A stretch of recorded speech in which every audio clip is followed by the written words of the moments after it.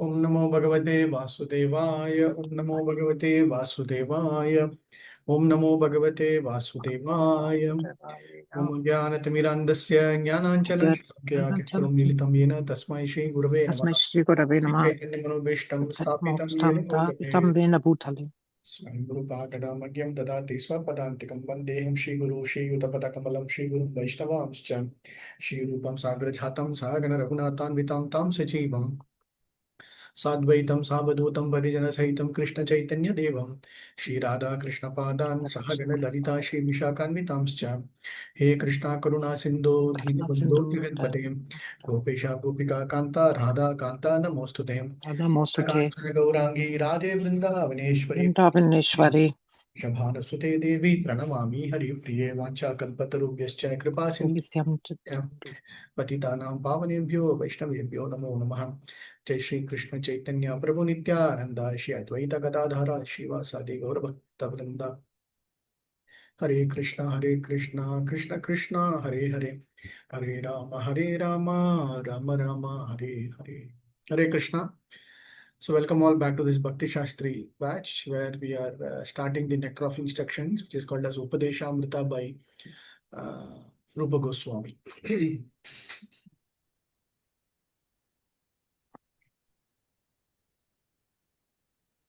So I understand that you have completed your nectar of devotion. Ideally, how do we understand nectar of instruction, nectar of devotion is from a Bhakti Shastri perspective. When you have studied your your Bhagavad Gita, Bhagavad Gita applies for everybody, and Bhagavad Gita can be taken up for all the masses of people, and then you can get to it. But these two books, Ishopanishad also, in a way, kind of go hand in hand along with Bhagavad Gita. But Nectar of Instruction and Nectar of Devotion is specifically, exclusively for Gaudiya Sampradaya, specifically who wants to take up Krishna consciousness or advancement of spiritual life, spiritual understanding towards Radha Krishna worship. Okay, very clear. Through the guidelines, through the understanding teachings of Sri Chaitanya Mahaprabhu, who is none other than the Supreme Person of Godhead, Sri Krishna. So the focus shifts from a typical knowledge, understanding of Bhagavad Gita, Ishopanishad, everything, specifically focusing on the worship of Sri Radha Krishna. Okay, that is where the focus have to shift, because end of Bhagavad Gita, at the end of Bhagavad Gita, conclusion of Bhagavad Gita for a devotee, conclusion of Bhagavad Gita for all others can be any other aspect. Understanding about Jnana Yoga, understanding about Bhakti Yoga, understanding about Karma Yoga, understanding about the principles, understanding about the five elements of truth, understanding about so many things will be there for everybody. But for a devotee, for a Krishna conscious person, what is the ultimate goal and end of Bhagavad Gita is, yes, I am fully convinced that Sri Krishna or Bhagavan is a personality, and I have to start worshipping him. I have to do my sadhana bhakti, I have to do my practice of devotional service, and I have to focus. So, what should I do? This should be the end goal or question from Bhagavad Gita perspective. So ideally, what will happen is then understanding that you need to have a acharya, understanding that you need to have a guide, understanding you need to have a person, a teacher to follow. Then automatically it will come through the sampradaya to understand from how the Goswamis, the Shad Goswamis or the six Goswamis lay down the rules and regulations and principles of Uttama Bhakti, okay, pure devotion service. That is what you would have started seen in the nectar of devotion. Actually, nectar of instruction followed by nectar of devotion will be the ideal part. But I think you have already covered nectar of devotion. But in a sequence, it should be in the other way. So, end of end of nectar of instructions, you will know that okay, these are the rules, these are the primary elements that I need to know from the 11 slokas or 11 main topics, and then I will go into a deep dive study of what is meant by nectar of devotion, and then get into the Bhakti Rasa Amrita Sindhu. That is more of understanding that Uttama Bhakti and then get into the different aspects of Bhakti. Okay, so now we have finished nectar of devotions. This is more from a rules and regulations from a typical sadhana bhakti to the prema bhakti, how Rupa Goswami, in a very nutshell, in a set of 11 slokas, he brings out very clearly, yes, this is like your second chapter of Bhagavad Gita, where he just gives the entire understanding of the Bhakti Rasamrita Sindhu, understanding of the pure devotion service, how it needs to be achieved within the 11 slokas. Okay, so it's kind of a summary, very short summary, but very powerful, very deep dive understanding that you should know from nectar of instruction. So instruction here means that you cannot skip. Instruction means you cannot bypass. Instruction means you can take half and then you leave half. No, instruction means you have to follow 100%. You have to follow every step that is mentioned there. Instruction means then only you will get that pure devotion service. Ultimately, the goal is to get the love of Radha Krishna, love, the prema, or the happiness that you need to derive from the devotion service. So how do you do it is what Rupa Goswami gives in the instruction. This is kind of a very small booklet manual, but we need to take it very seriously for you to take up that Krishna Bhakti. Okay, so that is what Prabhupada is also specifically mentioning. Before we get into the slokas, there is a preface section which Prabhupada gives a very detailed understanding. Let's read through this and then read through the preface also. Okay, please read this. The foundation of spiritual etiquette and progress. The preface of Sri Upadesamrita, the Nectar of Instruction, provides the essential context for the entire book. It establishes the lineage of the Krishna consciousness movement and the specific mindset required to progress from a common person to a pure devotee. The core theme, the preface introduces the book as a guide to the Upadesamrita, or the Nectar of Instruction, composed by Srila Rupa Goswami. In all spiritual affairs, one's first duty is to control his mind and senses. Unless one controls his mind and senses, one cannot make any advancement in spiritual life. It explains that Krishna consciousness movement is conducted under the supervision of the 6 Goswamis of Vrindavana. Thank you, Mataji. So in Bhagavad Gita also, the first section that Krishna gives understanding about after immediately the Atma Sakshakaram, understanding about these signs of soul, right? In second chapter, immediately he jumps to an important understanding topic called as the controlling the senses, right? Controlling the mind, without which nothing can be achieved in bhakti. Even in normal practical day-to-day scenario, even in material world also. For example, any sports persons, any achievers, any persons who are victorious, if you just go and ask them, they will tell about how they, for example, if somebody is in gymnastics, somebody is in cricket, somebody is in any kind of sports, you ask them how much of foot control, how much of punctuality, how much of sense control they will do, and to ensure their body is maintained, ensure their full concentration is on the activity, on the exercise, whatever be it, right? Even in material life, if you want to achieve success, you need to have sense control. There is no doubt about it, right? So same we need to apply even in devotional service also. Devotional service cannot be taken as granted. Oh, it will come as it is. No, it will not come. So that is why our acharyas, Rupa Goswamis mentioned very clearly, our first duty is to control our mind and senses. Okay, so that is the first fundamental thing that everybody should be able to understand. Unless and other than that, there's nothing can be done. So the Goswamis laid out this foundation for us, so that how do we do that? So they are giving some practical ideas, practical ways in which we should be able to get into a proper devotion service. We know our goal, we know our difficulties, we know how the path is not that easy. But how do we overcome those struggles? How do we ensure that path? How do I do my practice? How do I do my sadhana? Those are all the steps that we need to see from the devotees, from the acharyas, how they are putting it forward. Okay. Yeah, please read these points also. Mhm. Advancement in Krishna consciousness depends on the attitude of the follower. Key points from Srila Prabhupada preface. The goal of life purification. Srila Prabhupada explains that the purpose of human life is to achieve Krishna consciousness. To do this, one must undergo a process of purification. This book serves as a foundational how-to manual for that purification. The role of Srila Rupa Goswami. Rupa Goswami is the leader of the Sarasvata Gaudiya Vaishnava line. Prabhupada notes that we were all Rupanugas, or followers of Rupa Goswami. To understand Lord Chaitanya's mission, one must first understand the instructions of the Goswamis. The gradual path from Kanista to Uttama. The preface outlines the growth of a devotee. Kanishta Adhikari, a neophyte who is just beginning and may have a materialistic view of religion. Madhyama Adhikari, an intermediate devotee who knows how to behave toward God, other devotees, the innocent and the envious.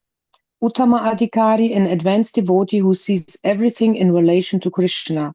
The nectar of instruction is the bridge that takes a seeker from the lower stages to the highest stages of the love for God, prema. Fourth, the 6 factors of devotional service. Prabhupada touches upon the fact that advancement depends on following certain do's and don'ts, which are expanded upon in verses 2 and 3. He emphasizes that devotional service is a science and must be followed with a regulated and sober mind. Thank you, Mataji. So Prabhupada also emphasizes a very important. First, in the previous section, he emphasizes an important part of sense control. But the next important point is mentioning is about the attitude of the follower. See, the based upon the attitude here means attitude of accepting what is being told, attitude of accepting what is told by the acharyas, attitude of accepting as it is, attitude of negating certain things, attitude of leaving out certain things, as attitude of accepting certain things, accepting certain difficulties, and attitude of enthusiasm. Yes, I have to grow. So attitude of understanding. So everything is focused on that particular word called as the attitude, right? So even in the normal material perspective also, until otherwise we have a right perspective, right understanding, right goal, everything, then only the success is achieved. Same way, if somebody is saying, I'm in Krishna conscious for many years, I'm doing this, I'm doing that, but if their attitude is incorrectly positioned, incorrectly not understood, then whatever be that this one, it'll be going waste. It'll be in a different perspective. So somebody joining within 5 months, within 6 months, within 1 year, they'll grow so nicely in the sense they will be able to do so many wonderful activities because their attitude is perfectly followed. But somebody who has been there for many years, still they are not able to, difficult means the attitude is still not fully on the right understanding. Okay, so these 2 principles you should understand. Okay. So we'll go to the preface, then we'll come to this other points little later. So let's read the preface point. Okay. Other relevant points: the analogy of the master and the Mataji, servant. we can bring Prabhupada. Mataji, we can come back to this later. We'll read the analogy and the preface and come back. Okay. Mhm.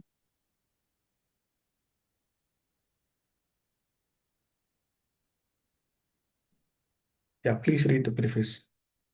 Mhm. Preface. The Krishna consciousness movement is conducted under the supervision of Srila Rupa Goswami. The Gaudiya Vaishnavas or Bengali Vaishnavas are mostly followers of Sri Chaitanya Mahaprabhu, of whom the 6 Goswamis of Vrindavana are direct disciples. Therefore, Srila Narottama Dasa Thakura has sung Rupa Raghunatha Pade Ha Ibe Akuti Kabe Hama Bhuyahaba Se Yugala Piriti. When I am eager to understand the literature given by the Goswamis, then I shall be able to understand transcendental loving affairs of Radha and Krishna.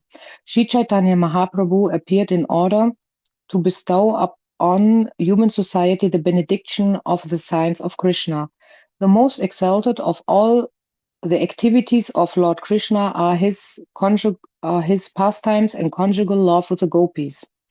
Sri Chaitanya Mahaprabhu appeared in the mood of Srimati Radharani, the best of the gopis. Therefore, to understand the mission of Lord Chaitanya Mahaprabhu and follow in his footsteps, one must be very seriously follow in the footsteps of the 6 Goswamis, Sri Rupa, Sanatana Bhatta, Raghunatha, Sri Jiva, Gopala Bhatta, and Dasa Raghunatha. Sri Rupa Goswami was the leader of all the Goswamis. And to guide our activities, he gave us this Upadeshamrita, the nectar of instruction to follow.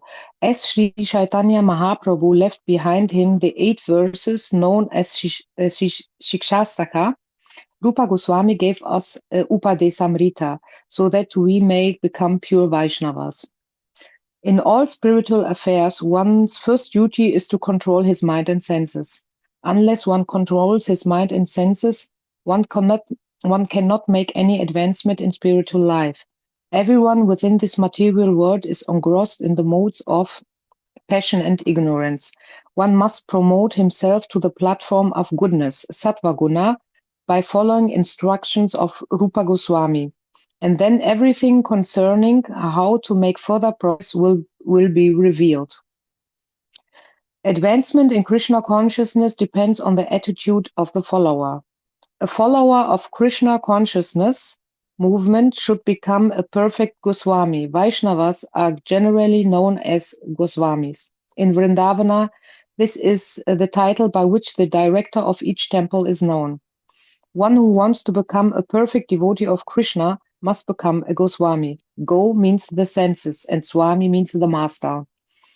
Unless one controls his senses and mind, one cannot become a Goswami. To achieve the highest success in life by becoming a Goswami and then a pure devotee of the Lord, one must follow the instructions known as Upadesamrita, which have been given by Srila Rupa Goswami. Srila Rupa Goswami has given many other books, such as Bhakta Rasamrita Sindhu, Vidagda Madhava, and Lalita Madhava. But Upadesamrita constitutes the first instruction for neophyte devotees. One should follow these instructions very strictly. Then it will be easier to make one's life successful. Hare Krishna. Thank you, Mataji. So Prabhupada is making it very clear. So for us to make our life successful, we just have to follow the instructions of the Goswamis. So when you read through Chaitanya Charitamrita, the detailed understanding of how Mahaprabhu gave the instructions to Rupa Goswami and Sanatana Goswami, and whatever knowledge that we got, even though Mahaprabhu gave only the Sixthashtakam, but 8 verses, but beyond that, whatever instructions he gave through the Goswamis are all compassed into the Bhakti Rasamrita Sindhu, and then this Vigata Madhava, Lalita Madhava, and then other small books also, right? So when we go through these books, understanding is that yes, we need to follow and then get that goal of achieving that Krishna Prema. Okay, so that is what is the most important aspect. Okay. So what do we really see from the analogies? There are some specific analogies also. Even in Bhagavatam also, if you Nashtaprayasha Bhadreshu Nityam Bhagavate Sevaya. So what is most important thing is rendering service to the pure devotees. Whatever that is troublesome or hard will be completely destroyed. So which means our focus should be on regular chanting, regular reading, and daily practice. Okay, that is the most important aspect of it. Okay, 4 main things. Our lineage definitely matters, and then the regulation, whatever it is that is required for us, we need to ensure we control our senses and focus on becoming the dhira, or focus on becoming getting the highest perfection. Okay. I have one question, sorry. I Yes. have one small question. Yes, Mataji. Because I always read we have to render service unto the pure devotee, and not each devotee has the fortunate to render service unto a pure devotee. But I read it is the same to render service unto the Bhagavatam. Is it also when I read Bhagavatam that I render service unto the pure devotee or not? Also, how can we do it when we are not fortunate to live with near the spiritual master? How can we do it? So when you read Bhagavatam, you're actually doing multiple services together. That is what is being mentioned. So when you read Sure. Bhagavatam, what is the first understanding that we need to get is we are serving we are pleasing Krishna, first point, okay? Because the Machitta Madgada Prana, Bodhiyanta Parasparam, Kadayantascha Mam Nityam, Tushyanti cha Ramanti cha. So my devotees, whomsoever reading or understanding my katha will parasparam, reciprocationally, if they discuss my topics, definitely they are getting happy. I am also getting happy. The first point. Second point, we are serving Krishna. First point. Second point, we are serving the devotees of Krishna mentioned in Bhagavatam. Let's say you glorify, you read through prayers of Kunti Maharani, you pray prayers of Bhishmadev, you pray prayers of Gopi, you pray the prayers of Narada, Vyasa, so many, Rudra. So whomsoever we are praying, we are actually glorifying Krishna. Second, we are glorifying the devotees of the pure devotees, Prahlad Maharaj, Dhruva Maharaj. So we are actually glorifying them also, which means we are serving them. So service means not only through a physical service, through the most importantly, service through the mental platform is much more higher and much more conscious. That is the second. Third is we are actually glorifying our Sampradaya Acharyas, including the Goswamis, including Chaitanya Mahaprabhu. That is why in Bhagavatam, first canto, Prabhupada mentions very elaborately about Mahaprabhu's pastimes, because the Bhagavatam's composition where he refers to all the Acharya's points, right? He will talk about Vishnu Chakri Thakur, he'll talk about Baldev Vidya Bhushan, then he will talk about taking slokas from, taking references from Rig Veda, from Padma Puran, Agni Puran, all the Puranas. So third is we are actually glorifying our Sampradaya Acharyas. Fourth, we are actually serving Srila Prabhupada directly. When Prabhupada always mentions, when you read my book, you are actually serving me. That is what he has mentioned. So we are serving Prabhupada also. And when you are serving, when you are reading through our books, actually you are directly serving your Acharya also, whomsoever that we are trying to serve in the current situation. Because because our Acharya is pleased. So your Acharya will ask, did you read Bhagavatam? Yes, which means he is happy. Which means Prabhupada is happy. Which means our Acharya is happy. Which means Krishna is happy, which means Mahaprabhu is happy. So in that particular way, you are also getting happy. So in that way, the service of reading Bhagavatam is the topmost, because it not only serves Krishna, Radha Krishna, it serves the Acharyas, it makes Prabhupada happy, it makes our Acharyas also happy. Okay, Mataji? Thank you. So 99% we might assume that, oh, I don't get any the Vapu Seva, or I'm not in person this one. But actually there was one there are many instructions where there was one devotee, one Prabhupada disciple who has not met Prabhupada for many years, but he used to read Prabhupada's purport so elaborately, so nicely. And one day when he was made to sit in Vyasasan, everybody in the temple were astonished when he gave so much of philosophical understanding. Right. So then he has been practicing it for more than 20-25 years, just reading Bhagavatam. Okay. So the opportunity to serve will come at any point of the time, to do it from a physical perspective, but the opportunity to serve on a daily basis is all up to the person who is understanding and having the concept. That's all. Okay. Thank you. So this bhakti steps this is also very important. Our acharyas, how do they relate this 11 slokas? From first sloka to seventh sloka is all about Vaidhi Sadhana Bhakti. Like you might have read in Nectar of Devotion, right? Vaidhi Sadhana Bhakti, you follow these, and then all the rules and regulations, right? Then slowly it will get into the Raganuga Bhakti, and then get into the Bhava Bhakti and Prema Bhakti. Okay.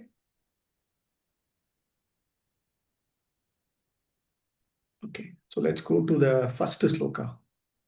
First sloka, two slokas alone will do, and then third onwards, I want you to do a discussion and then come back. Okay. Yeah, let's read. Or you can do the, or now also, how many of you are there? 10, right? Maybe 15. Yeah.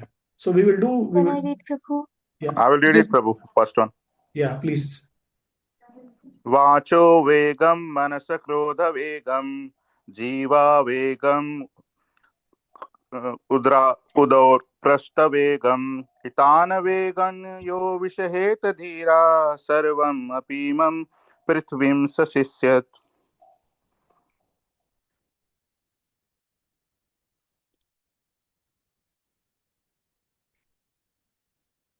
A sober person who can tolerate the urge to speak, the mind's demand, the actions of anger, and the urge of the tongue, belly, and genitals, is qualified to make disciples all over the world. Now, my suggestion is I will break, I mean, we can have a group discussion. Like I'll break this into different rooms, and one group can take up this first sloka and then the second sloka also. And then maybe after 15-20 minutes, we can come back and finish three slokas together. Okay. One to Atyahara Prayasis Nischa Prajalpa Niyamograha. And then this one also, Utsaha Nishya Dhairya Taddat Karma Pravartana. These three slokas we will try to attempt today. Okay. And then we can conclude.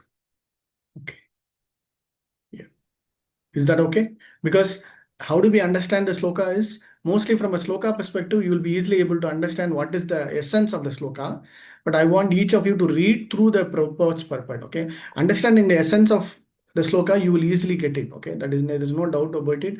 All that he's saying is about controlling the senses, controlling the mind, controlling the urges of anger, and then the belly, tongue, etc. But how Prabhupada brings it out is very important. Okay. So if somebody is one person reading and another person may not listen and understand, you may not be able to get the real essence. Okay. So that is why I just wanted to give everybody to have the understanding what Prabhupada talks about elephant bathing, this understanding how all the prayachata portion, everything. Okay. So I want each of you to spend some time on this particular thing. Okay.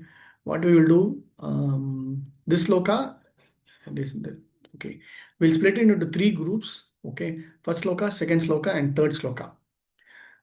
So we'll take about 15-20 minutes each group and then come back, and then the groups can share whatever understanding that you have got.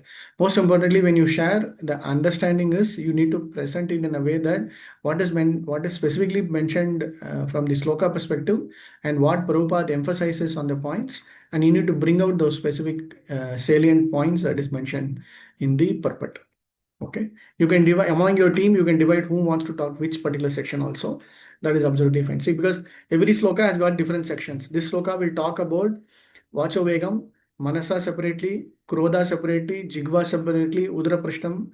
Okay, all these are separate ones. So in this purport also, Prabhupada will separate it out very nicely.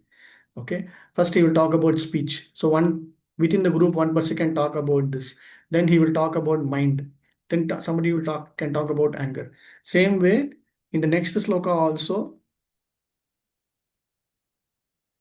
the next Atyahara Prayachasta Prajalpa Niyamagraha Janasangasha Laulyam Sadhvir Bhaktir Vinashyati. So there are 2 points. One is Pranashyati and Vinashyati, which are all the actions that will help us to grow, which are all the actions that will help us to destroy, which means we are not supposed to do. Which are the actions we are supposed to do, which is Anukulyam, and which is the what is the opposite of Anukulyam? Anybody? Pratikulyam, right? So what are the ones that is Pratikulyam? So the first Rupa Goswami wants to talk about Pratikulyam portion, and then he will talk about the Anukulyam portion. Okay. So this also has got 6 points. So each of you within the group, you can take up one and then come out what is the main point. Let's say if I divide the group into 5 members for each group, you can take up one point from that particular section and then come back and okay. Is it okay?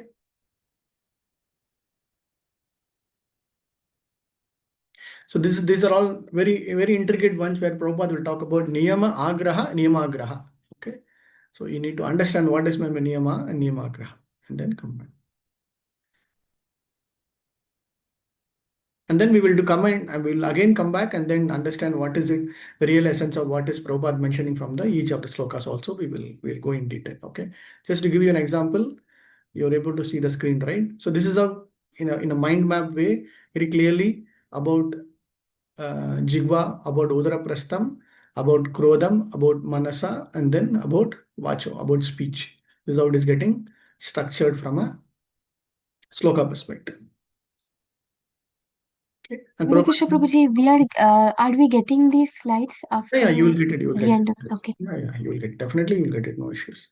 So Prabhupada uses some analogies also. Okay. then you will be able to quickly understand. So I want you to read it, okay? For example, what will happen is somebody just keeps reading and then others just listen from an exam point of view and then just, okay, one line, as I told you earlier, Bhakti Shastri examination, anybody can pass. Just go and then read the question and then have a question bank is already there. Just get the answer, you will get it. But you will never be able to understand what is it, okay?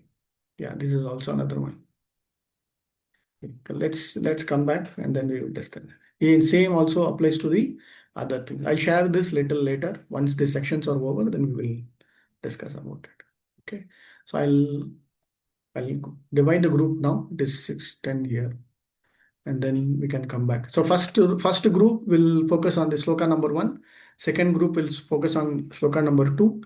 Third group will focus on sloka number 3, and each of you can present what exactly. So we don't need to elaborately mention, but just these key points of it you need to mention.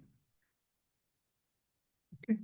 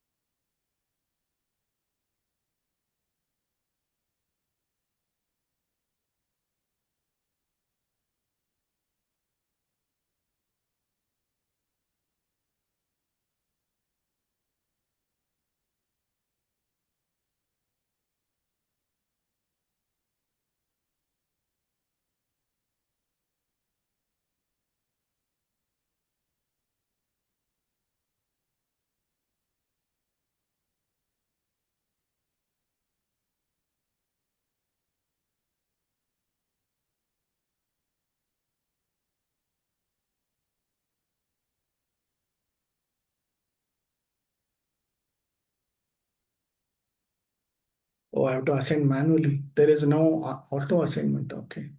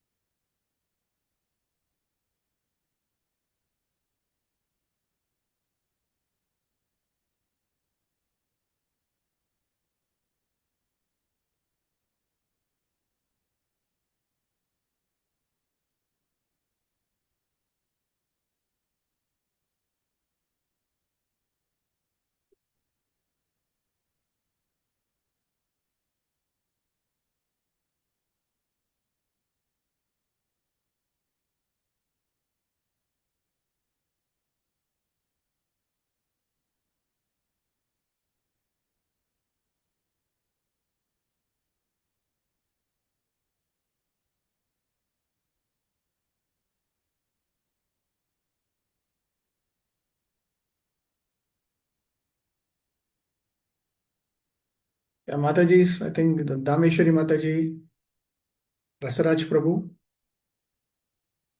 Nityananda Prabhu, Vidyapati Prabhu, please get into the specific rooms.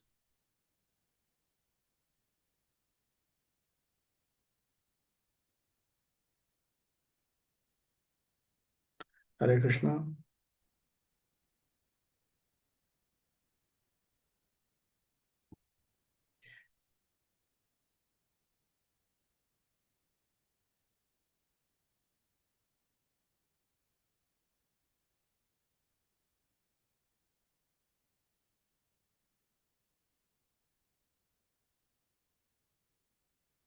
Rajiv Prabhu alone is there. Huh? Rajiv Prabhu. Yes, sir. Oh, you are alone there. Nobody is joined this group. No, Prabhu, only me. Oh my God. Okay, let me go back and then push them. Usually, some of them are very kind of dormant. Huh? They don't respond. How are they? Yeah, I'm not sure if they're just online and they are not in the class physically. I'm not sure because they are offline most of the time. Okay, most of them so only few of them are active. Is that right? Yeah. Hmm. How do we do them? What instruction you got from OJSV? Like, they should be removed, or you do a formal communication that they are just there and then nothing. How do you do it? I mean, Prabhuji told them to be online and come to the class, just not sick for the attendance, and um, turn the cameras on so that we can interact. but it is not happening, right? No. Mm. So I'm not sure how many are there really active or they Yeah, are for. see, these three, four of them are completely whomsoever I assigned, right? I think they So are if they did not accept this, I think they are not in the class. correct. Correct. Okay, what we will do now, we will remove them from the meeting room, then we will see. Huh? Can I do that? Yes. Then let's see. Okay, then what I'll do now, let's both come back. Okay, let's both of them remove. We both will leave this Okay. room and come back to the main one. Come. Yeah. Yeah.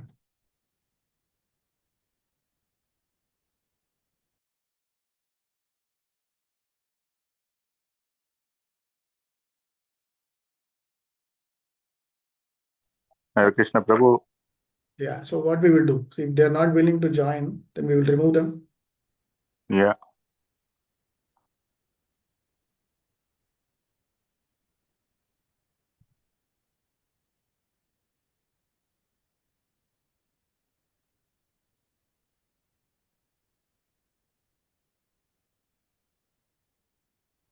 Dameshwari Mataji, Rasraj Prabhu.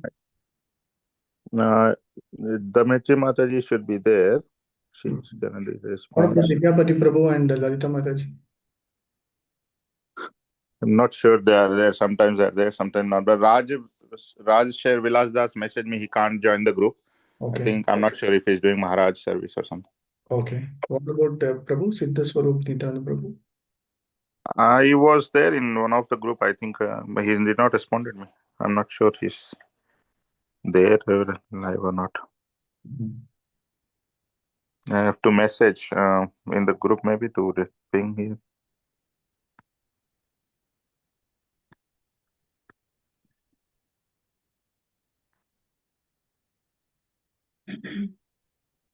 Mm.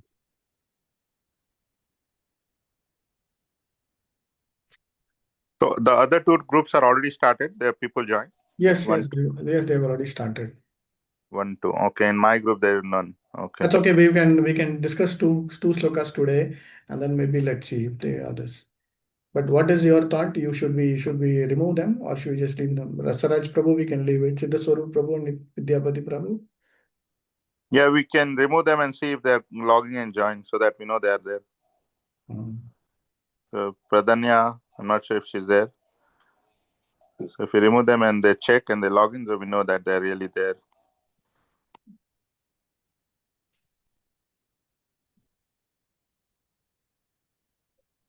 If they're logging back, that means. What about Pragya Sangpal? Yeah, Pradanya Mataji. So I'm not sure she's there or no response. So we remove them so we see if they join back to the main class.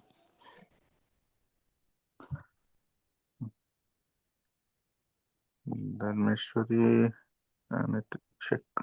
Rasaraj Prabhu, he's in some class. He's in some seva. Yeah, I think he do Maharaj dialysis. So Okay. he's in hospital. He's busy. I think he messaged me just. He's disciple of? Um, His Holiness Bhakti. Let me check. That's okay. I'm not sure he's a disciple of it, but he do service of Jayapataka Maharaj Swami. He do service for him. He do the diagnosis of the blood and all. Mm-hmm.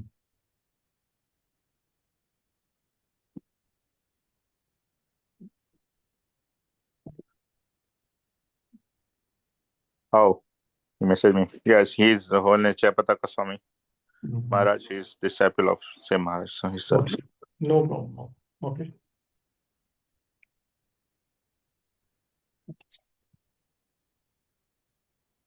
No problem. So let us discuss. Maybe we can discuss Prabhu, no issues. So he says Guru Maharaj have fever, so he's doing some service. No problem. No problem. No problem. So we'll go to next round. We'll go to sloka number 3. We can do our discussion. उत्साह निश्चय धैर्य तद्दत् कर्म प्रवर्तनात् संगत्याग चतुर्वृत्ति षड्भिर्भक्ति प्रतिष्ठति. Please read the translation. There are 6 principles favorable to the execution of pure devotional service: being enthusiastic, endeavoring with confidence, being patient, acting according to regulatory principle such as Sarvanam, Kirtanam, Vishnu, Samranam, hearing, chanting, and remembering Krishna, abounding the association of non-devotees, and following in the footsteps of the previous acharyas. These 6 principles undoubtedly assures the complete success of pure devotional service.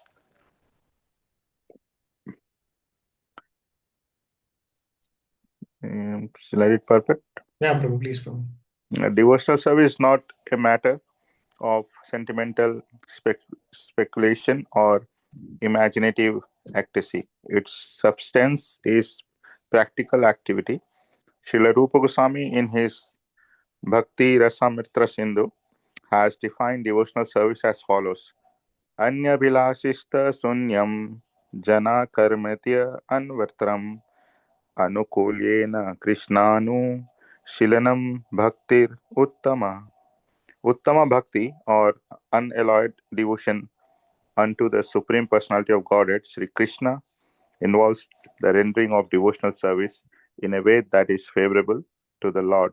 This devotional service should be free from any extraneous motive and devoid of fruitive karma, impersonal jnana, and all other selfish desires.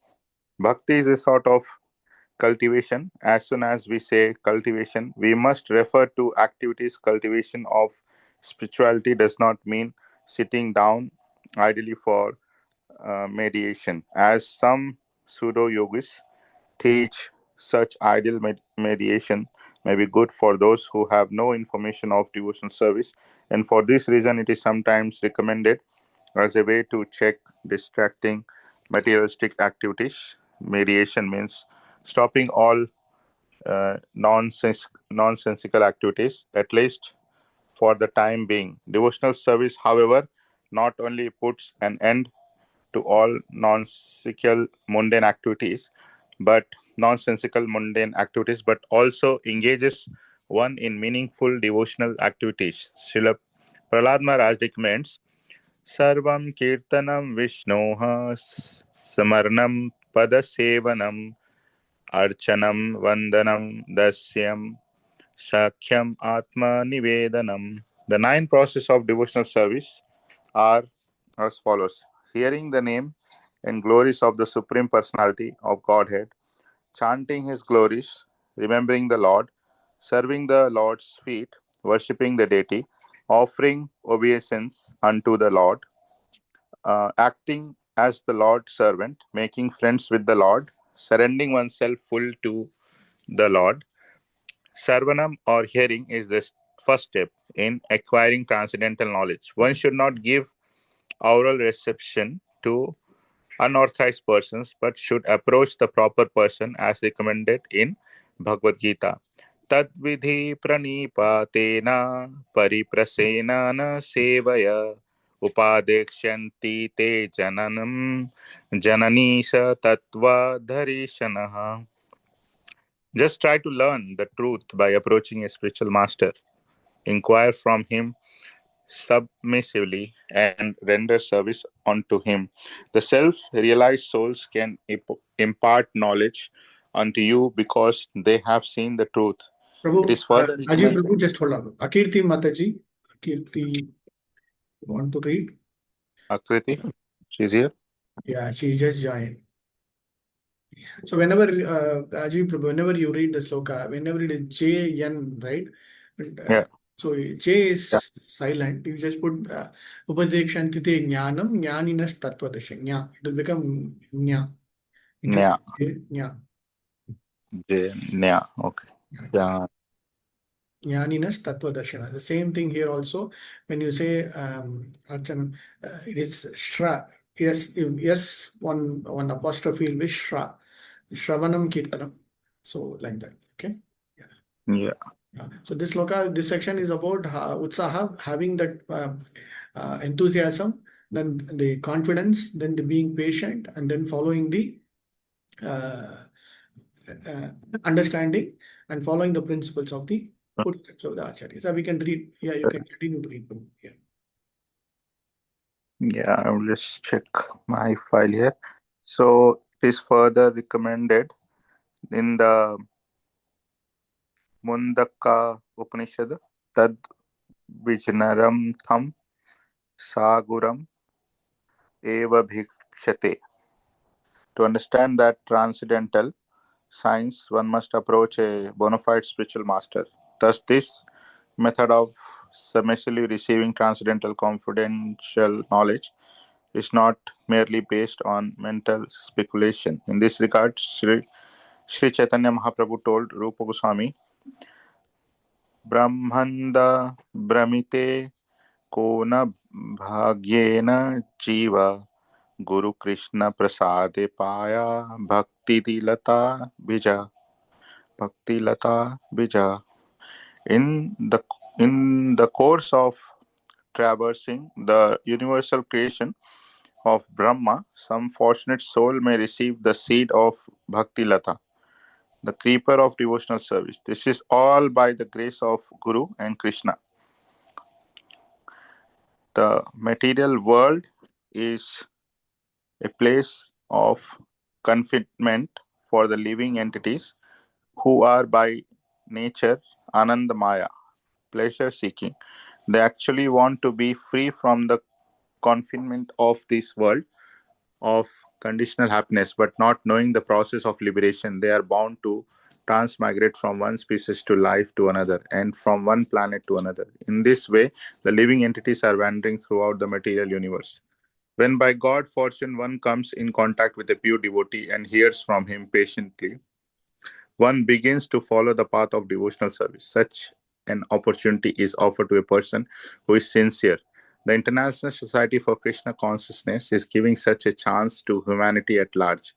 If by fortune one takes advantage of this opportunity to engage in devotional service, the path of liberation immediately opens. One should accept this opportunity to return home back to Godhead very enthusiastically. Without enthusiasm, one cannot be successful. Even in the material world, one has to be very enthusiastic in his particular field of activity in order to become successful. A student, businessman, artist, or anyone else who wants success in his line must be enthusiastic. Similarly, one has to be very enthusiastic in devotional service. Enthusiasm means action, but action for whom? The answer is the one should always act for Krishna. Krishna Karthikla Chesta. Bhakti Rasamrit Sindhu. Krishnartha Khila Chesta. In all phases of life, one has to perform devotional activities under the direction of the spiritual master in order to attain perfection in the Bhakti Yoga. It is not that one has to confine or narrow one activities. Krishna is all pervading. Therefore, nothing is independent of Krishna, as Krishna himself states in Bhagavad Gita. Maya tatam idam sarvam jagat ayukta murtina mat sthani sarva bhutani na chayam tesav avasthita. By me and my unmanifested form, this entire universe is pervaded. All being are in me, but I am not in them. Under the direction of the bona fide spiritual master, one has to make everything favorable for Krishna's service. For example, at present we are using a dictaphone.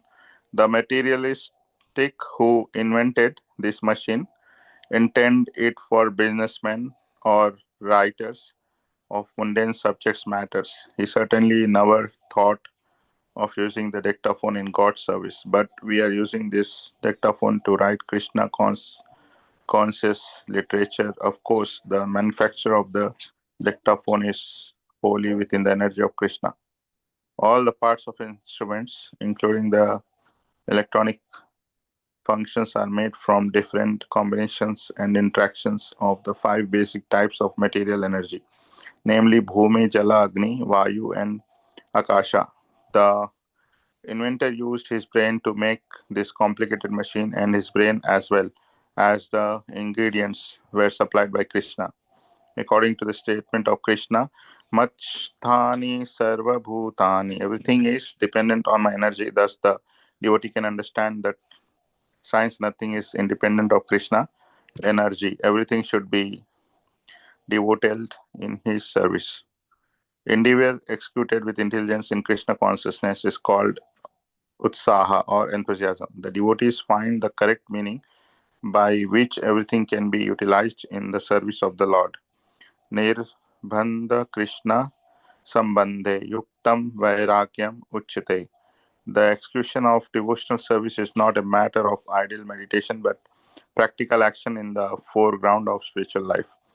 This activity must be executed with patience. One should not be impatient in Krishna consciousness. Indeed, this Krishna consciousness movement was started single-handed, and in the beginning there was no response, but because we continued to execute our devotional activities with patience, people gradually began to understand the importance of this movement, and now they are eagerly participating. One should not be impatient in discharging devotional service, but should take instructions from the spiritual master and execute them with patience, depending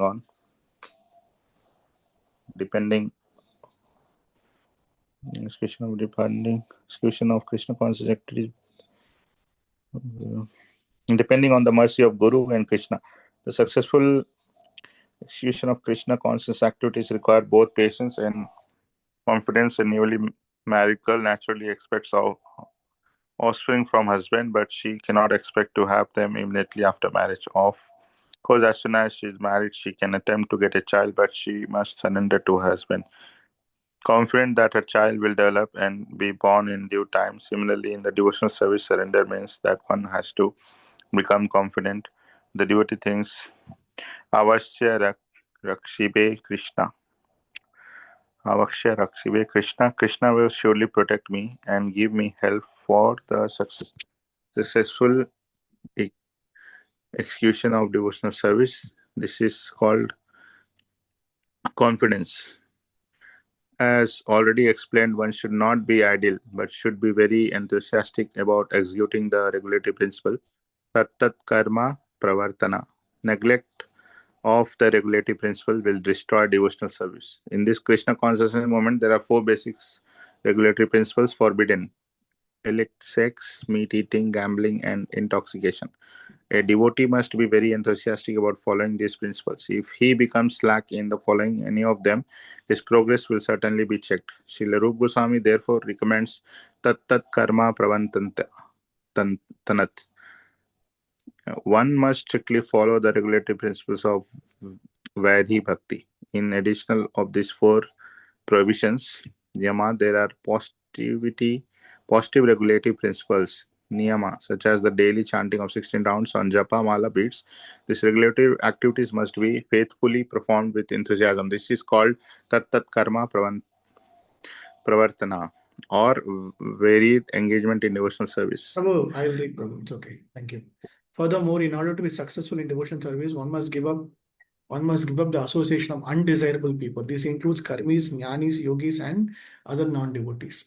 Once Sri Chaitanya Mahaprabhu was asked by one of his householder devotees about the general principles of Vaishnavism as well as the general routine activities of Vaishnava, and Sri Chaitanya Mahaprabhu immediately replied, Asat Sangat Tyagat E Vaishnavera Achar. Characteristically, a Vaishnava is one who gives up the association of worldly people or non-devotees. Srila Narottama Das Thakura has therefore recommended Tandera Charana Seve Bhakta Sanne Vasa. One has to live in a company of I am very perfect there. and execute the regulative principles laid down by the previous acharyas, the six Goswamis, namely Rupa Goswami, Sanatana Goswami, Sri Jiva Goswami, Sri Raghunath Goswami, Sri Gopala Bhatta Goswami, and Sri Raghunath Bhatta Goswami. If one lives in the association of devotees, there is a little chance of associating with non-devotees. The International Society for Krishna Consciousness is opening many centers just to invite people to live in the company of devotees and practice the regulative principles of spiritual life. Devotional service means transcendental activities. On the transcendental platform, there is no contamination by the three modes of material nature. This is called Vishuddha Sattva, the platform of pure goodness or goodness free from contamination by the qualities of passion and ignorance. In this Krishna conscious movement, we require everyone to rise early in the morning by 4 a.m. and attend Mangala Arati or morning worship, then read Srimad Bhagavatam, perform Kirtana, and so forth.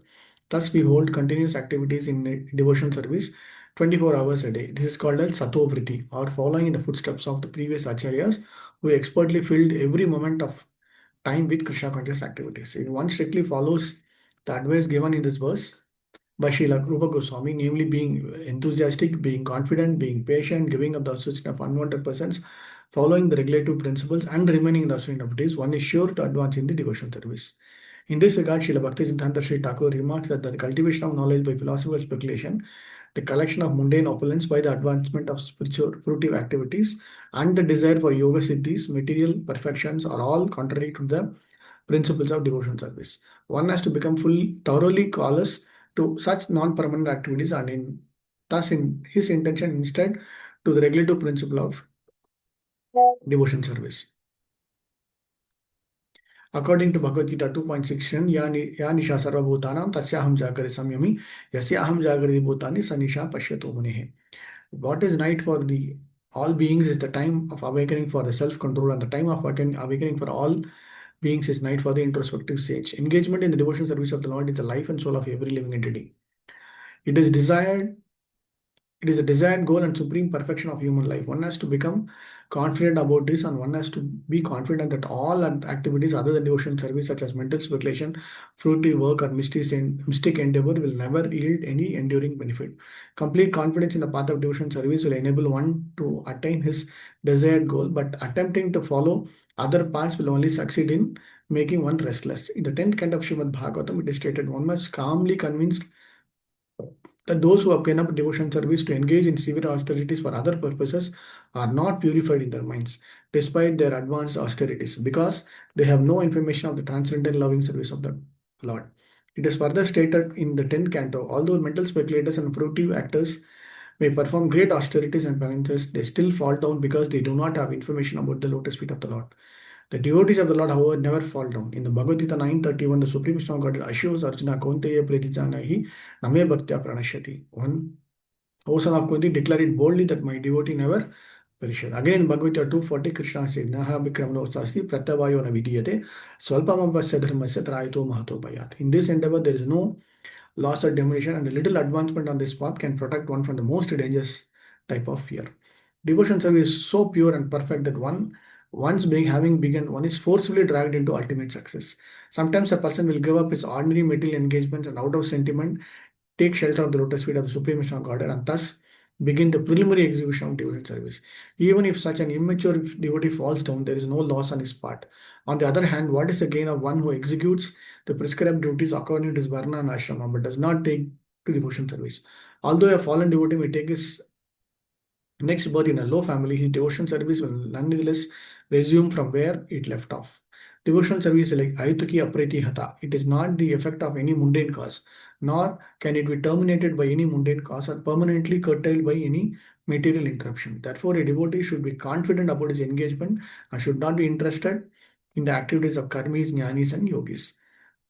There are certainly many good qualities among fruitive actors, philosophical speculators, and mystic yogis, but all good qualities automatically develop in the character of a devotee. No extraneous endeavor is needed.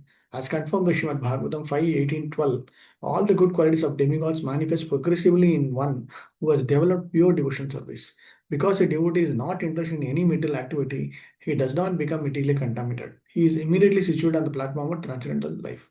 However, one who engages in mundane activity, be he, the so-called jnani, yogi, karmi, philanthropist, nationalist, or whatever, cannot attain the highest stage of Mahatma. He remains a duratma or a crippled person. According to Bhagavad Gita 9:13, Mahatma nastu mam partha daivim prakriti mashyatah bhajanti ananya manaso nyatva bhutadim abhayam. O son of Pritha, those who are not deluded, the great souls are under the protection of the divine nature. They are fully engaged in devotion service because they know me as the Supreme Personality of Godhead, original and inaccessible. Since all the devotees of the Lord are under the protection of His supreme potency, they should not deviate from the path of devotion service and take the path of karmi, jnani, or yogi. This is called as utsaha, dairya, nischa, taddhat karma, pravartat. Enthusiastically executing the relative activities of devotion service with patience and confidence. In this way, one can advance in devotional service without hindrance. Hare Krishna, Srila Prabhupada ki jai. So, Prabhu, in summary, what Prabhupada wants to convey, we have to do it with enthusiasm. There's no forceful nature. We have to do it with confidence. Whatever be the result, whatever be the point, we have to ensure. And we have to be patient. Things will not come when we desire it. Things will come when Krishna wants to manifest a desire. That is the most important. Okay. Yeah. And act according to the principles of the 9 Navavidha Bhakti. Okay, abandoning the association of non-devotees is also Asat Sangat Tyagat. Okay, Sangat Tyagat is very important. Otherwise, we will get into more of entanglement. Okay, Satavrite means following the footsteps of the acharyas. So this will ensure prasiddhyati. Prasiddhyati means it will grow. Then there will something called as vinashyati. Vinashyati means it will. What are the things that will destroy? That we will see in the next class. Okay. There was one line I did not understand.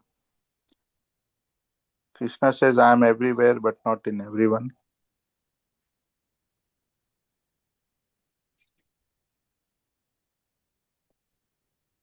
So by me, in my unmanifested, this entire world is forbidden.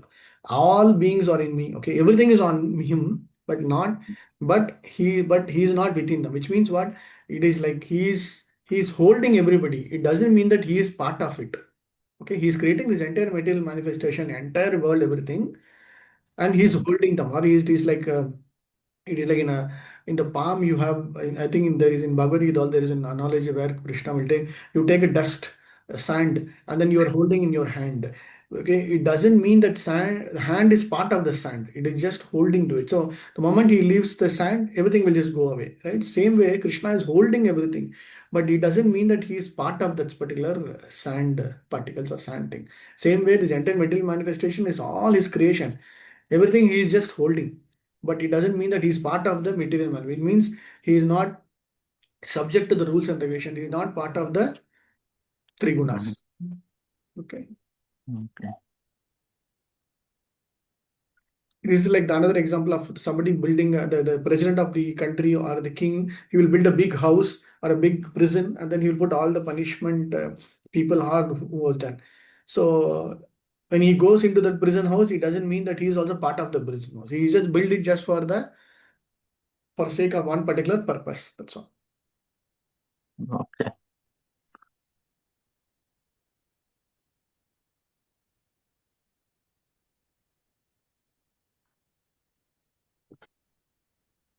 Prabhupada giving an example of the dictaphone also. Whomsoever created, for example, whomsoever created Zoom, whomsoever created this online everything, everybody might have thought they will use it for some other purpose, right? But we are using the same Zoom and then this online facilities all for spiritual activity, which means it has become more beneficial.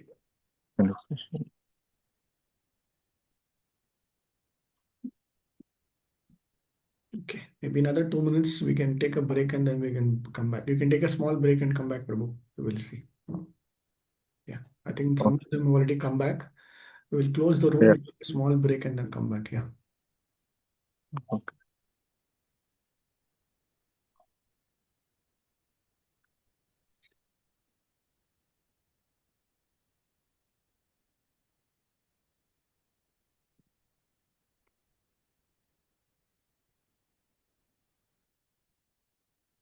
Yeah, others, the room, sloka number 2, Mataji, you have completed, Pinky Mataji and others. Yes, Prabhuji, we Okay. have. Okay, we can take a small break. I'll check with the first group and then we can come back. Hold on. For sure, Prabhuji. Thank you, Hare Krishna. That's okay. That's perfect. Yeah. Okay. Okay. Done? Mataji, you done? Divyanga Mataji? Yes, Prabhuji, done. We Okay. would. Yes. As long. Yeah, thank you. You can take a small break, 1 minute break and come back, okay? Okay. Thank you.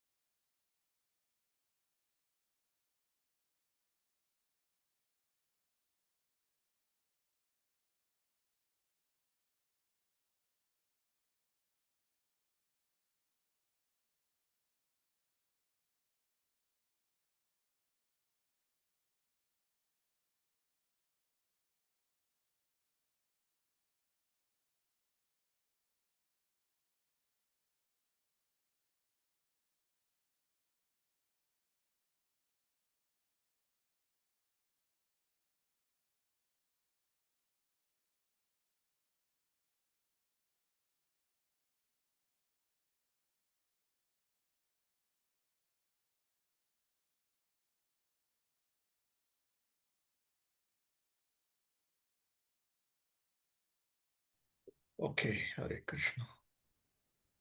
So we can get the room number 1 to start.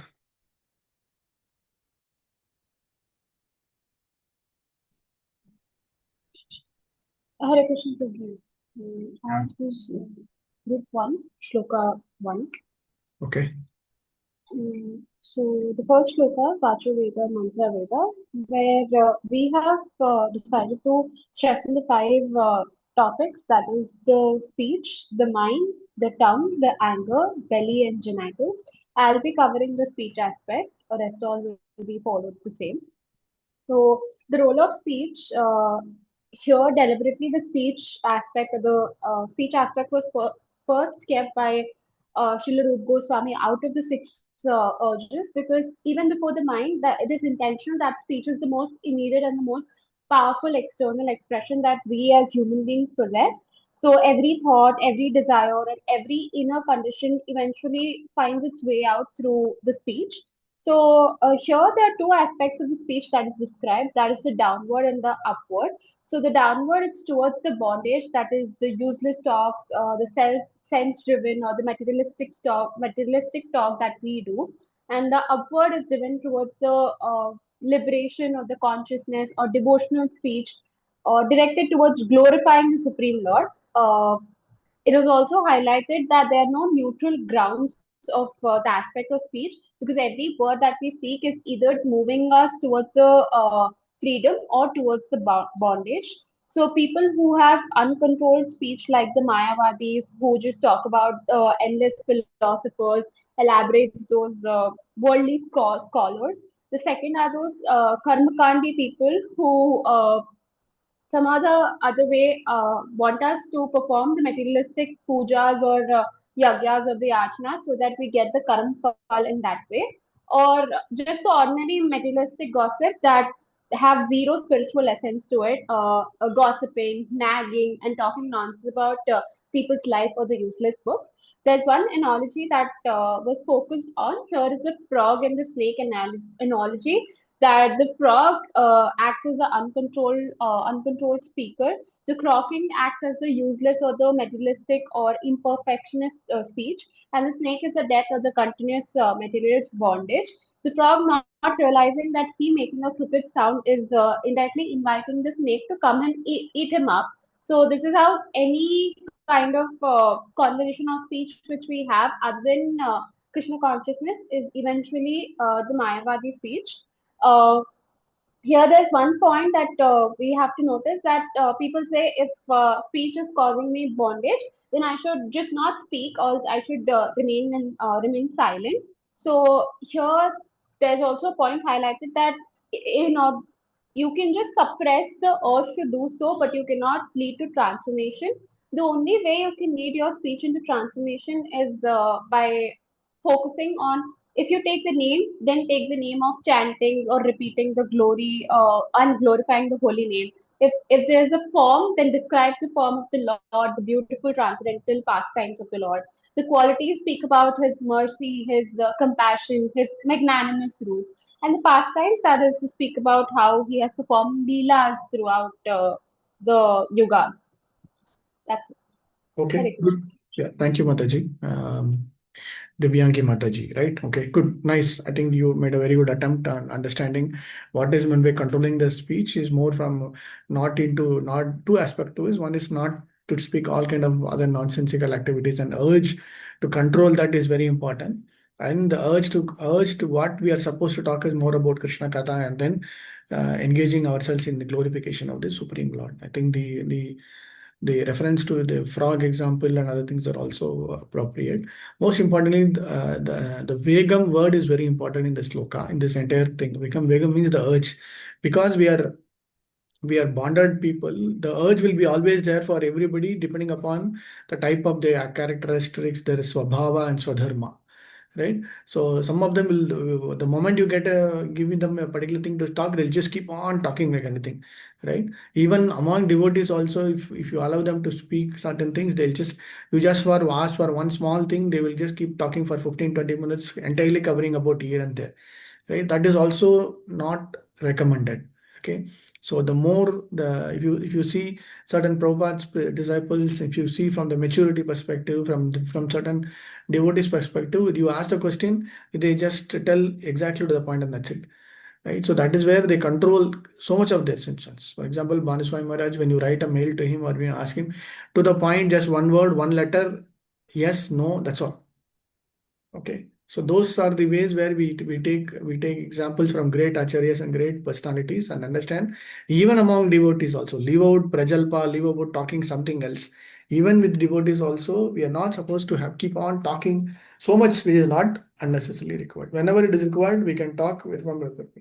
But from a giving a class or from a lecture perspective also, very clearly we need to see what is focus on that particular subject matter, just stick to that subject matter and then focus on what is to be delivered or the message part. Sometimes in a class or in a way you want to do preaching, you give an opportunity. Let's say in book distribution, I've seen many persons, they just somebody will be distributing book, other person will just come and okay, let me talk, and then he'll give so much of this thing. By the time the person who wants to get the book, he'll get frustrated, he'll change his mind and go away, right? So where it is required to speak, we have to speak. Where we are not required to speak, we just have to stop. That is also very important, both non from a prajalpa perspective as well as from a devotional service perspective. Okay, because controlling the speech is most important aspect of. Okay, good, thank you. Next one. Megha Hare Prabhu. Krishna Prabhu. Yes, Hare Krishna Prabhu. Yes, Prabhu. First, I'll try to some quote about a tongue.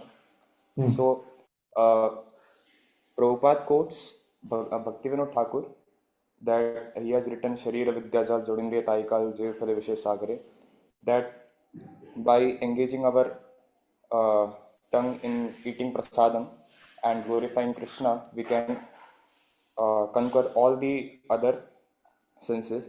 And then he writes that if one can restrain the demands of the tongue by limiting its activities to the eating of prasadam, the urges of the belly, that means the other senses, can also be controlled. And then Prabhupada talks about that by eating prasadam and by not falling prey to the demands of the tongue, that means restricting oneself from eating meat and other pavan, etc., which is prohibited in the purport by Prabhupada, we can restrict our tongue from controlling our senses. And then he says that even by talking about, as the tongue is also used in talking about nonsensical things, we can conquer the tongue by engaging oneself in talking Krishna consciousness and engaging oneself in glorifying Krishna, eating prasadam, which is and the other things which is restricted by Prabhupada. And then about the mind, he says that he quotes this verse, Krishna Surya Sam Maya Andakar, that the Mayavadis try to empty the mind, but Rupa Goswami prefers that rather than emptying the mind, we should glorify and keep mind in our Krishna. Keep Krishna in our mind, so that we can control our mind in serving the senses of Krishna, and rather than serving ourselves. And then he quotes Bhakti Siddhanta Thakur and says that our material identification creates three kinds of urges: the urges to speak, the urges or demands of the mind. So these all demands of speech and mind will be annihilated when we surrender our senses to the service of Krishna. That is also spoken in Bhagavatam, that Rishikena Rishikesha Sevanam Bhakti Ruchyate, that when we engage our senses in serving the senses of Rishikesha, then we will all control our senses. Thank you very much. Very good. Nice, Prabhu. Thank you. I think mostly some of the critical points, whatever is required from the perfect understanding, you have covered it very nicely. Good. Thank you, Prabhu. The urge of mind, controlling the mind is most important. Manaso Vegam is the most critical aspect, and that Bhaktisiddhanta Thakur and other points are also very clear. And then urging the tongue is all, because if you see from straight line perspective, the mind, the tongue, the voice, and then the stomach portion, and then the genitals, all are in one straight line from a body perspective, from a human body perspective also, right? Same way, Bhaktisiddhanta Sarita Thakur mentions one more point. Even devotees, even Brahma, specifically brahmacharis, when they are taking honoring prasadam, that also what Bhaktisiddhanta Sarita Thakur is mentioning is we are not supposed to take all kind of very opulent prasadam every day.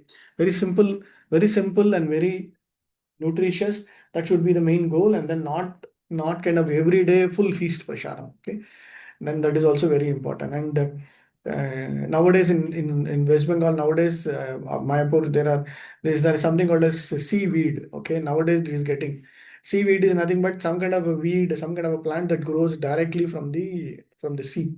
It is just floating. It is more or less kind of similar to the mushroom one, right? So those who have in their previous part of their journey in their life, they might have tasted non-vegetarian and other things, right?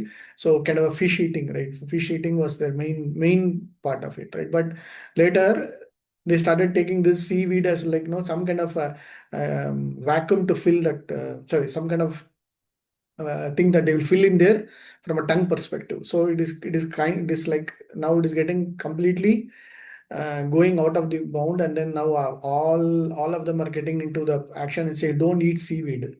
Many of them in those time some earlier time they were thinking about should we eat mushroom or not, should we eat mushroom or not. And then we made it very clear, no, mushroom is also not part of it.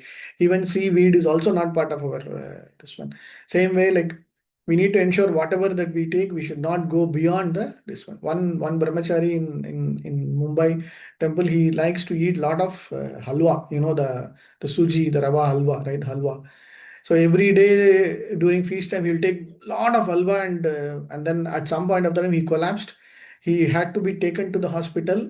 He had to be diagnosed. He had to be operated, and they cut open his stomach to remove he takes 2 kg, 1 kg of halwa. Means so much. So they had to do an operation and remove the halwa from his stomach.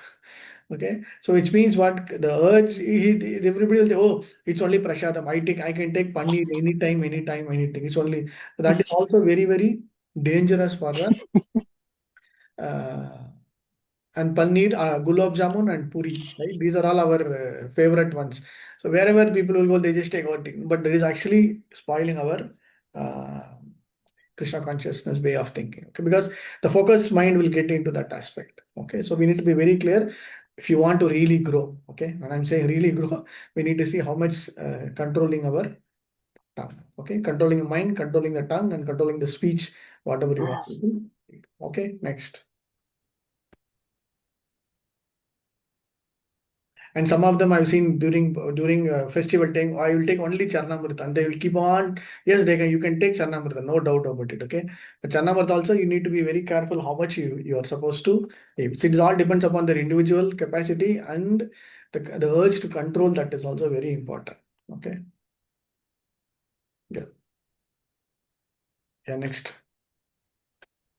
This sloka is very important. Prabhupada brings this tattva visargo janata vipalpo yasmin pratislokam abhadantapi namani anantasya.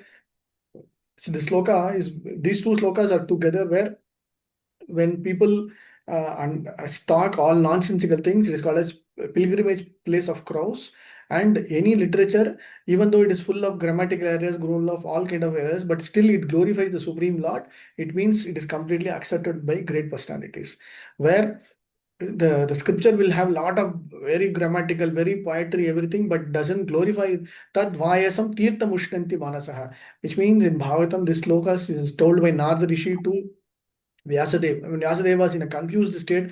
What should I do? Everything is I have done, but still I'm not satisfied. Narada Rishi gives him the instruction. You have done everything, but you have not glorified the Lord's pastimes, Lord Leela. So you have to write Srimad Bhagavatam. So in that instruction, he's giving these two very important slokas, 1, 5, 10, and 11. He's saying all literature is there, but if that literature is not glorifying Krishna, then it becomes a pilgrimage place of crows. It becomes totally waste, right? Na yatra hamsa nirmati. Hamsa means what? This one, the hamsa bird, which knows, which differentiates between water and the milk, right? So it knows exactly what is being done, right? Same way, Tadva Visarga Sloka also is mentioned where it doesn't matter about how you compile what. So that is why Bhagavatam will have all of back and forth compilations here and there, not a sequence flow, but still it is considered as the topmost Grantharaj because it glorifies the Supreme Lord's activities. Okay, so you should not worry about what grammatical here, the speed, the meter, all those things will have various kinds of things, but still it is considered as the topmost because Shrinvanti Ghayanti Grignanti Sadhavaha. Shrinvanti hearing, Ghayanti singing or talking, Grignanti and Sadhavan. So all the sadhus have accepted that this is the topmost way of doing it. Okay.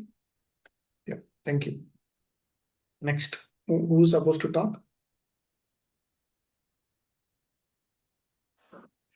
Hari Purushottam.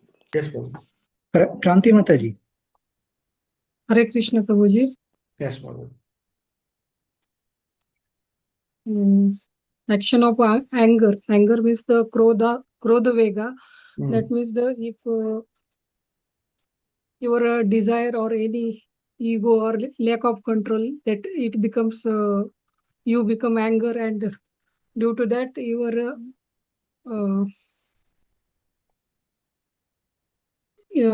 in the krodha, it is a very critical requirement for the discipline in the spiritual progress. And one example of the Jagai Madai, when they attack on the Nityanand Prabhu, during that Chaitanya Mahaprabhu controlling their anger, and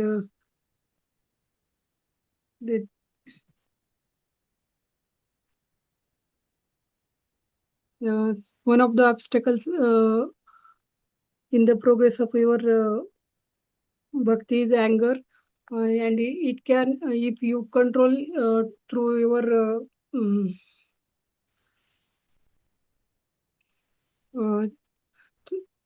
one should be humble and keep yourself busy or engaging in chanting or avoiding argument and association with the sadhu sangha, and keep your mind in busy with devotional service. You can control your anger. Good. Thank you, Mataji. Very nice attempt. So, Krodha is also very important because Krodhat Bhavati Samohat, Samohat Smriti Bhrimso Buddhinaso, Buddhinasho Panashyati. Right? So, from Krodha attachment, Dhyato Vishyan Pumsa, Sangastido Bajayate, Sangat Sanjayate Kama, Kama Kurdo Bajayate, Krodhat Bhavati Samoha, Samoha is Buddhism. So, from Krodha, all the other things of mind, delusion, then bewilderment of mind, intelligence getting lost, everything is connected to attachment, and then from attachment not getting fulfilled, you become anger, and from anger everything comes, right? So two aspects. One is how to control anger, other one is how to utilize anger in a proper way. Controlling anger is all about Trinadapi Swishina. We need to be as humble as a grass, whatever be the situation. Even among devotees, it is not only from a material life perspective, even among devotees, even in a situation where you are put in a particular spot, even somebody is humiliating you, somebody is chastising you, whatever be it, we should be in a state of being very, very humble, right? That is the most important aspect. We should never retaliate. We should never get into action, but we need to be seeing very, very, very humble. Okay. Second aspect is if at all there is an anger that is required for a particular situation, like how Hanuman utilized anger for the service of Lord Ram, how Arjuna was asked by Krishna to have that anger focused towards the enemies in the Kaurava side, right? So same way, anger is kind of an ability and a characteristic that is required to be brought in whenever required and then brought out actually. For example, in school teachers, right? If you see teachers brilliantly bring out their anger for certain students at certain point of time in a class, and then they just go off and then go to a normal mode of teaching, right? Same way we need to see how we have to, even certain parents also bring up on the anger for certain specific period, then they move away from that particular period and then go away, right? Same way we need to see how anger is utilized properly. At the same time, from a devotion perspective, reactive nature of the anger should be completely brought down. Okay. If you are seeing certain things wrong, you need to report to the authorities. You need to say how it can be resolved. Don't take everything on your own. Think that, okay, I am the person I have to do. I am only the in charge person. No, you need to go through the authorities and do whatever action is required. Okay. And Prabhupada is talking about Jagai Madai principle also. So in this Jagai Madai episode, Nityananda Prabhu is most beneficial. Even Mahaprabhu becomes very angry, right? Nityananda Prabhu goes and then seeks Mahaprabhu and saying, please, you are not supposed to get angry. You are the Mahavadanyaya. Actually, I am Balram's, I am supposed to become angry, but you are becoming angry. No, don't become angry. Okay, and that is what they understand. Okay, good, thank you. Next. Over. First sloka. Hare Purushottam Prabhuji. Yeah, Hare Krishna. Yeah, Prabhu. Hare Krishna, Prabhuji. Yes, Prabhu. Belly, Udar Vegam, don't overeat. Now, people, overeating is quantity beyond need, like over demanding food, always wanting variety, richness, or luxury, eating without a discipline, like no fixed time, impulse time. So it is not only how much you eat, but also how and why you eat. So now, the overeating problems, like Prabhupada has explained what happens in overeating. It makes the body heavy and lazy, disturbs the mind, increasing restless and sleeps, fuels other urges, especially tongue and genitals, and reduces spiritual focus and disciplines. In short, when the belly is uncontrolled, other senses becomes harder to control. So basically, there is a we call it, there is a famous chain, like if you control the tongue taste, then the belly becomes controlled, and naturally sexual urges reduces. If the tongue is always demanding enjoyment, the belly gets overloaded and lower desire increases. So in reality, in bhakti practice, food is taken as prasadam offered to Krishna, which naturally brings mindfulness and moderations. So don't let the belly control you. Eat to serve your body, not your carvings. Then second one is the genitals, upastha vegam, control sexual desire.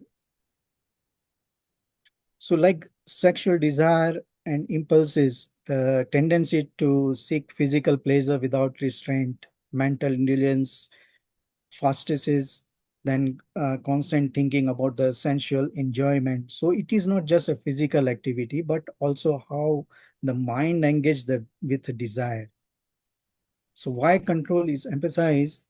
According to Prabhupada, uncontrolled sexual desires disturbs the mind, making it hard to focus or stay peaceful, increases attachment and distractions, can lead to impulsive decisions or unhealthy habits, pulls attention away from spiritual growth and disciplines. The idea is not that desire exists, it is uncontrolled desire controls the person. See, in tradition, we have teaching for a household, like regulated, responsible married life. For renunciate is celibacy. And for everyone, avoid excess of obsessions or exploitations. In the same way, the same chain is there. Tongue taste drives belly eating and then influence genital sexual urges. If we constantly indulge the tongue reach food, it agitates the body and mind, which can increase sexual restlessness.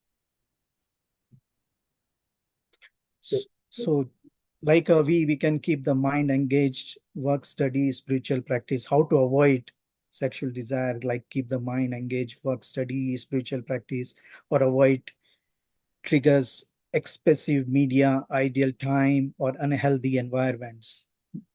Maintain healthy routines like sleep, diet, and exercise. Build meaningful relationship, not just physical focus. So practice self-awareness, notice impulse without acting on them immediately. So control doesn't mean denial, it means not being ruled by impulse. The goal of the nectar of instruction is self-mastery so that energy can be directed toward higher purpose, clarity, and devotion. Hare Krishna, Prabhuji. Good, very nice, Prabhu. I think you brought the salient points very importantly. Importantly, the urge to control the stomach's needs of the stomach, and also the urge to need to control the genitals is also very important. And Prabhupada is also talking about the Goswamis, a person who is Swami, who is the master of all these specific go or senses, need to have that control. And yeah, you rightly pointed out that it is not about fully stopping, it is more about reducing the demands is more important about the aspect of it. Okay. Fine. Okay. Any other points in the first sloka?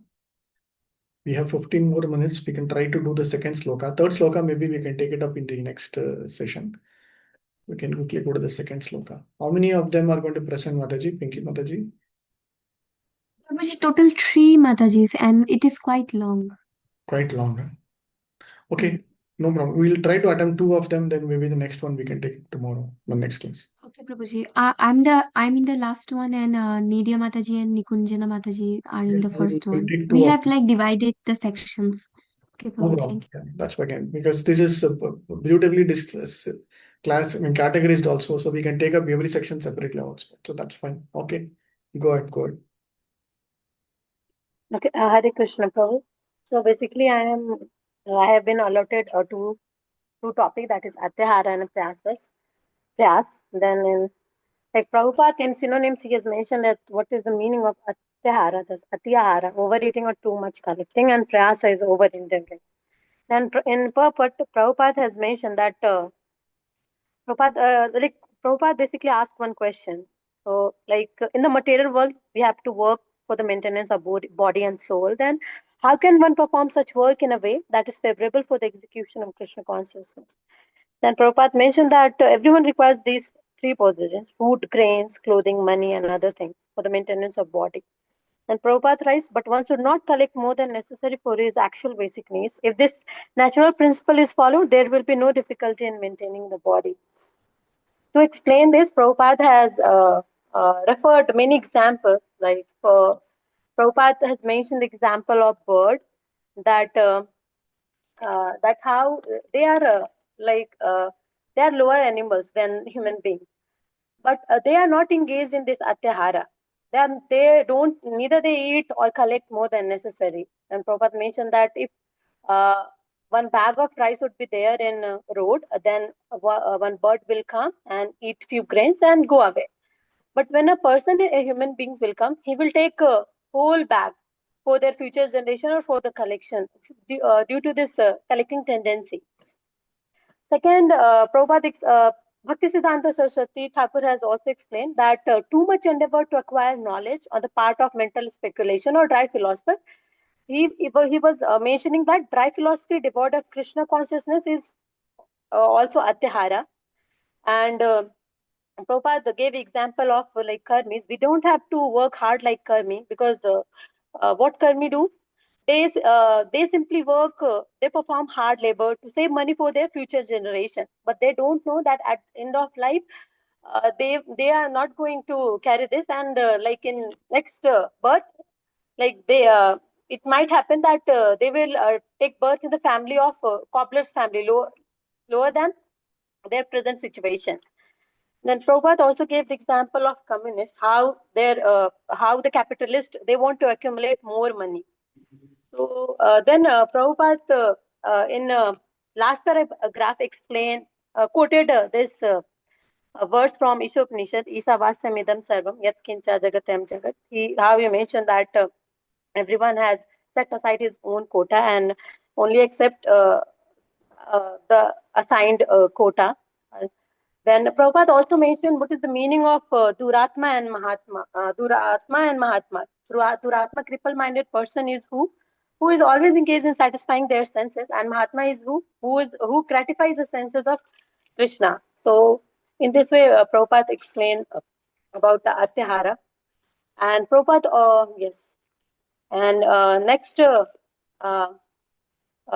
following the next topic, that is Prayasa. He mentioned that to acquire this Atihara tendency, we have to work unnecessary. We have to do unnecessary endeavor. Prabhupada has mentioned beautifully in purport that how if one person has some land, some piece of land, and a milk giving cow, then there is no need to go away from other.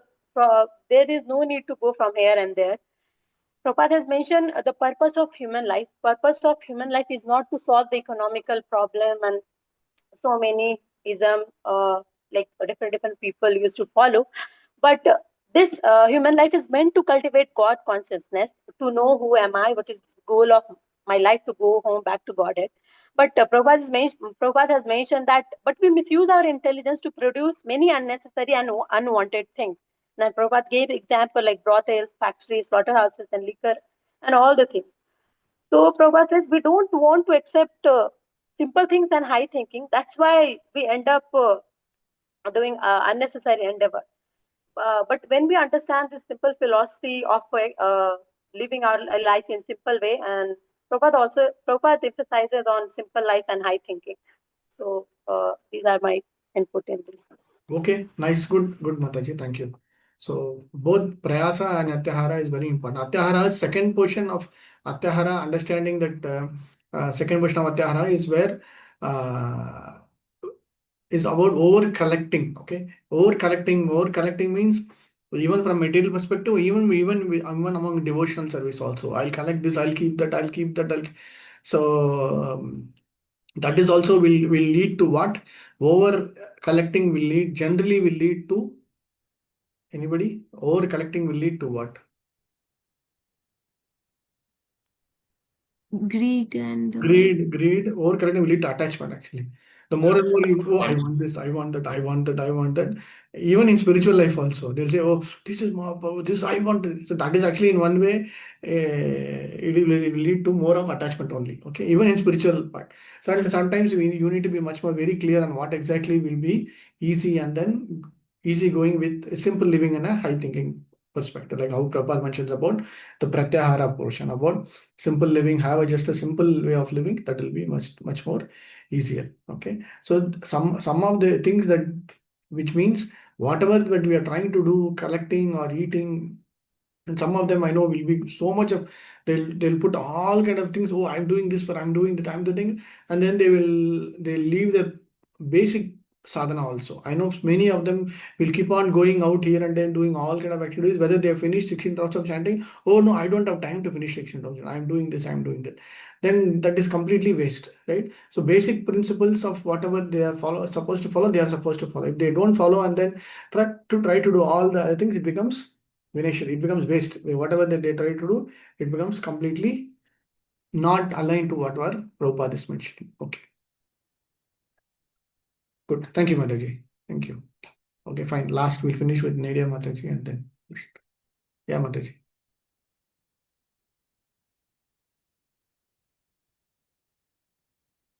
Mataji, you are on mute. Hare Krishna. Another impediment is prajalpa, that means unnecessary talking. When we meet with friends, we immediately begin to talk about this and that, about worldly things, and we should talk only about Krishna.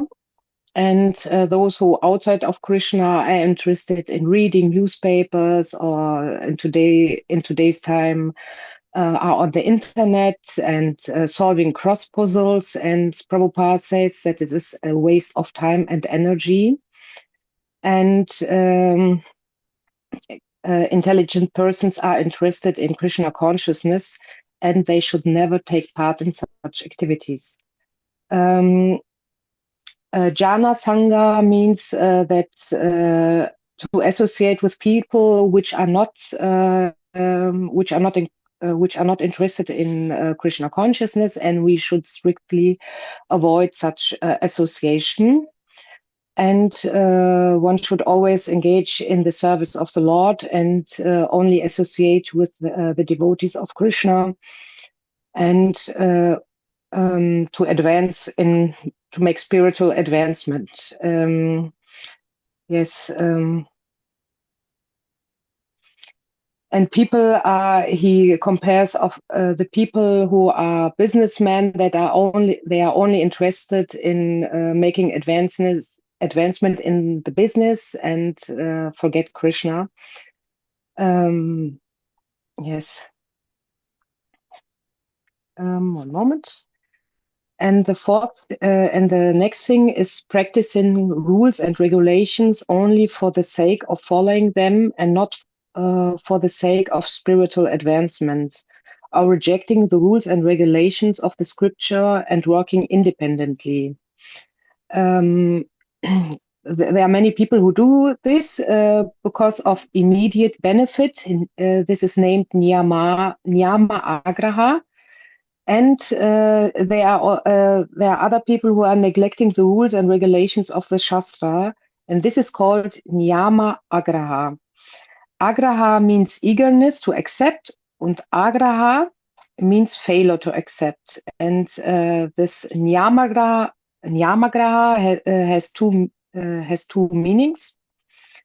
Also, these two words has two meanings. The first is for immediate benefit and neglecting the rules and regulations. And Prabhupada says that we should never fail to accept we should always follow the strict rules and regulations which are mentioned in the Shastras. And we should also avoid association of Mayavadis who blaspheme the Vaishnavas, and Bhukti Kamis who are only for material happiness. And we should also avoid Mukti Kamis who are only for perfection of life, and Siddhi Kamiks who wants only perfection, mystic perfection.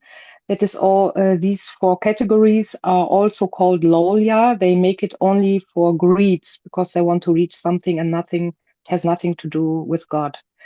And it is also mentioned that there are many speculators who write volumes and books on dry philosophy that has nothing to do with Krishna consciousness. And this is also called as Atyahara.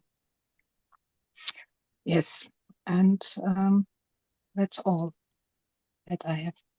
Okay, good, Mataji. I think some specific points on Atyahara. Atyahara is very big, but I think you made an attempt to cover almost all the aspects of it. And Niyamagraha is also important about understanding Agraha and Agraha. So sometimes you oh yes, I will do it, but actually just for the sake of certain specific motivation that you are trying to do, that is also wrong. And then that is eagerness, that is Agraha, that is also not good. And then Agraha is like you accept certain things and then you don't follow it. That is also very dangerous. Okay, I think that portion also you covered nicely. And understanding about Janasangha, the association, we have to be very, very clear with whom we are taking association. Bhakta Sanaya Vasa. So whomsoever we are with the Bhakta Sanaya, we are with Krishna conscious people, we are always in the protected zone, right? Protected zone, that is one. Prajalpa is very important because nowadays you get an opportunity, you talk, even among devotional service, even among devotees, we are the most important aparad in this entire Krishna consciousness is what? Vaishnava aparad. That is like Kunjara Saucham. Kunjara Saucham means elephant bathing, right? So whatever we try to do in a good thing, just by a prajalpa, just by talking in the Sunday love feast or during a devotee gathering about somebody else whom we don't know or whatever be it, we end up in something called as Vaishnava aparad, unknowingly and knowingly also.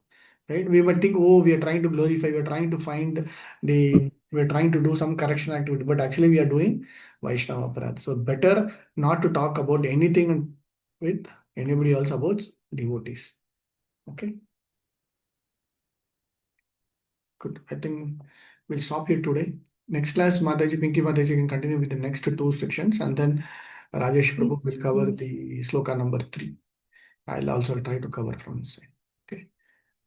Thank you. Hare Krishna. Srila Prabhupada ki jai. Another Koti Vaishnava Vrinda ki jai. So after this session, I will share this PPT also. You can go through and then understand how this sections of the 6 important activities: Atyahara, Prayasa, Prajalpa, Niyamagraha, Janasanga, Laulyam. Okay. The Janasanga Laulyam is together. Niyamagraha and Prajalpa is together. Atyahara and Prayasa is always together.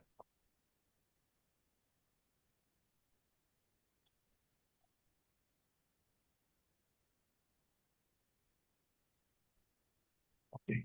Good. Thank you. Hare Krishna. Srila Prabhupada ki jai. Koti Vaishnava Vrinda ki jai. Vancha kalpatarubhyascha kripa sindhubhyev cha patitanam pavanebhyo vaishnavibhyo namo namah. So we should see you on again next Saturday, Sunday, and 2 more, maximum 3 more sessions. We should be able to complete Nectar of Instructions. We'll do as I promised, we'll do a Vrindavan Yatra at the end of the session. Thank you. Hare Krishna.